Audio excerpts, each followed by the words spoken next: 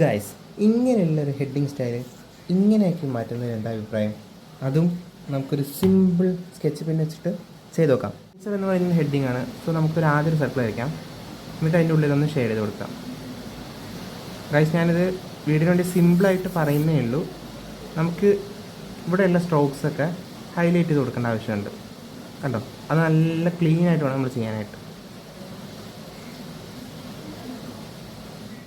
ഇനി നമുക്ക് ബാക്കിയുള്ളത് എഴുതാം.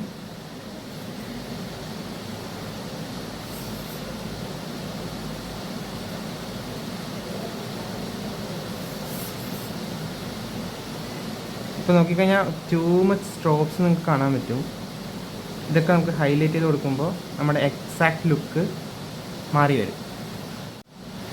പിന്നെ എല്ലാ ഡോമിനേറ്റിംഗ് ഹെഡിങ് ഡിസൈൻസിലും നമ്മൾ ചെയ്യാറുള്ള ഒരു വലിയ കലാപരിപാടിയാണ് ഈ അവസാനമുള്ള 2-3 കുത്തുകൾ.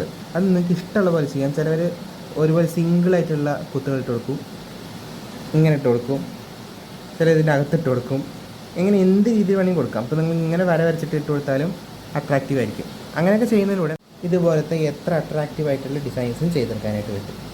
സോ ഗൈസ്, നമ്മളിത് നോക്കിക്കഴിഞ്ഞാൽ മനസ്സിലാവും ഫുൾ ആൻഡ് ഫുള്ളി ഫ്രീ സ്റ്റൈലാണ്. കടന്ന് കുത്തി വരുന്നത് പോലെ ആയിരിക്കും. സോ പക്ഷെ എന്നാലും നമുക്ക് കാണാനായിട്ട് രസമുണ്ടാവും. ഇഷ്ടപ്പെട്ടെങ്കിൽ എന്തായാലും വീഡിയോ ലൈക്ക് ചെയ്യുക, സബ്സ്ക്രൈബ് ചെയ്യുക, ഫോളോ ചെയ്യുക ഗൈസ്.